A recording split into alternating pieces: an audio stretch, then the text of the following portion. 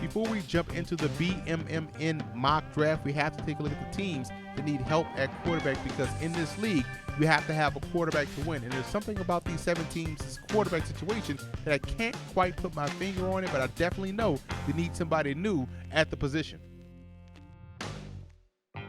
Let's take a look at picks 1 through 10 of our 2015 NFL mock draft extravaganza. And when you look at these picks, just understand at BMMN, we do a great job of breaking down every college eligible senior in this year's draft class. That's over 75,000 prospects. So that's over 228,000 hours of coaches, all 22 exclusive.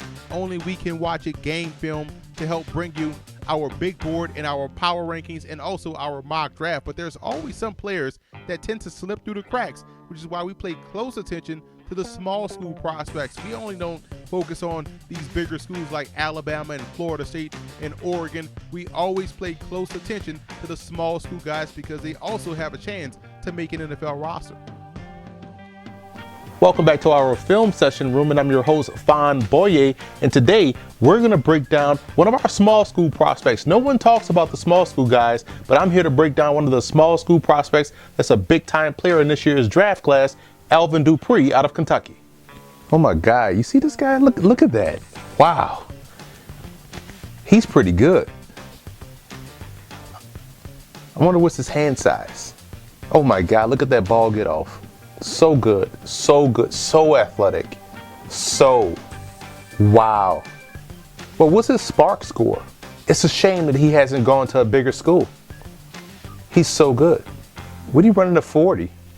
I bet it's something great. Man, just the sheer power, the athleticism, the sexiness. Wow, the way he just comes around the edge. He reminds me of a Jackie Slater type. The way he just blows up the run. Look at that play.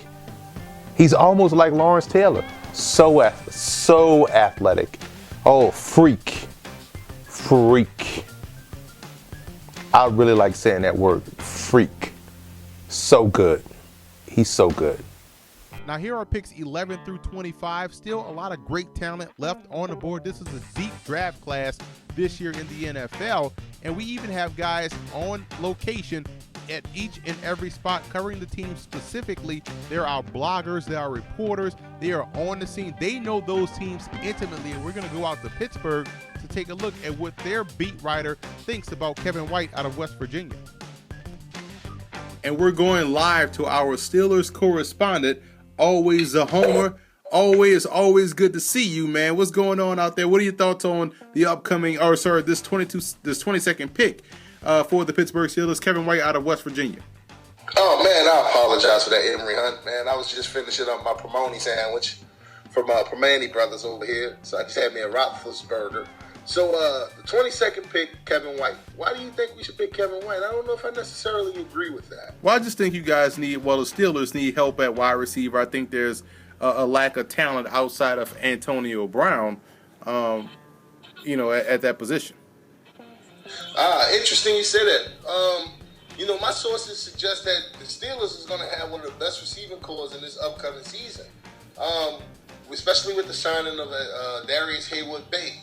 Darius Haywood-Bay, the rumors suggest, and the reports that I've gotten from his off-site training area, is that he's coming in better than ever. Like they said, he's back to the old tactics. He's out there bringing it back to the essence of the game, training with speed training and hand training. So we expected for a big season out of him, based on what my sources suggest. Well, next, let's move on to Whoa, time out. Well, what sources, what exercises would he be doing to help get him? So listen, sources state that he's out there in the mud chasing those rabbits down in Florida with the rest of the Florida boys, and they're saying that he's catching one rabbit every 20 seconds. That's dog near impossible. So his quickness and his lateral movement and his fast twitch muscles are being refined to where he's going to have a blockbuster season with the Steelers. So that's what they're telling me. Well, who else you guys think is worthy of being, mentioned as a starter, for this offense other than Kevin White and Antonio Brown?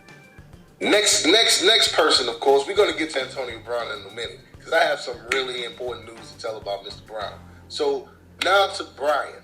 Brian, it's been reported over here, some of my sources, that he's out here taking up the Jerry Rice regiment on catching passes. I heard that he's catching bricks with his bare hands this offseason to straighten his hands so he can catch even more receptions this year. So we're expecting a monster year, similar to what Odell Beckham had this year from Brian. We're expecting at least 15 touchdowns because he's primed and ready to go, and especially with all of the attention going to the greatest wide receiver in the NFL to date, Antonio Brown, it's only fitting that Brian will have a monster season. So with 20, that's what, 28 touchdowns already between two wide receivers, and you still haven't talked about Antonio Brown? You don't think you're being biased? Not at all. It's a proven fact. Listen, on offense, we are stacked. You got Bell, you got Big Ben, who's primed to break Brady's record this year. You heard it here first. We still have Heath Miller, and we got the aforementioned Antonio Brown. And my sources state that Antonio Brown physiologically matches Jerry Rice down to the arch in his foot. The arch in his foot. They say Jerry Rice and Antonio Brown has the same arch in their feet. So that only means that he's primed to be the greatest wide receiver of all time. You already seen a flash of it this year when he was the primary focus on our team. It's only fitting with an arch like that, you're destined for greatness. So you don't think the Steelers need any wide receiver help?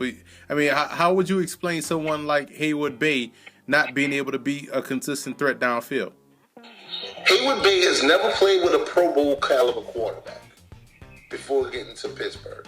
I'm making a prediction right here, based on my sources and based on what I've seen and based on how closely I am around this organization. I'm predicting that our whole starting receiving corps, along with our quarterback, will be Pro Bowl stars. Well, you don't think I can see that you guys won't, that the Steelers won't be that from where I'm sitting? I mean, I know you're close to the situation, but I think your view is a little skewed, being, so close to the situation. Now, quite the contrary. Listen, when you're here and you're here on a day in and day out basis, you see who's coming in early before the sun comes up and leaving who before the sun goes down. So you see these guys coming in, yawning with the bag of Krispy Kreme for the security guard because they're focused on being the best. They're focused on getting back to the Super Bowl. So I see the determination. On doing exit interviews, Mike Tomlin asked each player, were they ready to turn the corner next year? And if you said no, you weren't on this team. So I see the dedication and devotion, not only from the players, but from the coaching staff. Not to mention that arch. We're not shedding enough light on the arch in the foot when Antonio Brown. It's been proven, that arch is the strength of your feet and your planning ability. So with that type of arch, reminiscent of Jerry Rice, this is saying that Antonio Brown is one of the best route runners in NFL history now. So before you understand how profound that is. Before we get out of here, you guys do have Le'Veon Bell, and who would you compare his game to? Le'Veon Bell. Le'Veon Bell is the new Eric Dickerson. If Eric Dickerson played in modern day football, he would be a predominantly pass catching, screen catching running back. Because if you have him in space, he is unstoppable. So if you had to choose between Le'Veon Bell and Eric Dickerson, who you taking? I'm taking Le'Veon Bell. And that's always Zahoma coming in from Pittsburgh on the site there every day with the grind. He see what's going on. He knows what's going on, getting his take on our mock draft extravaganza here on the BMMN Network. This is the shirt Mike Tomlin wore in the Super Bowl against Green Bay.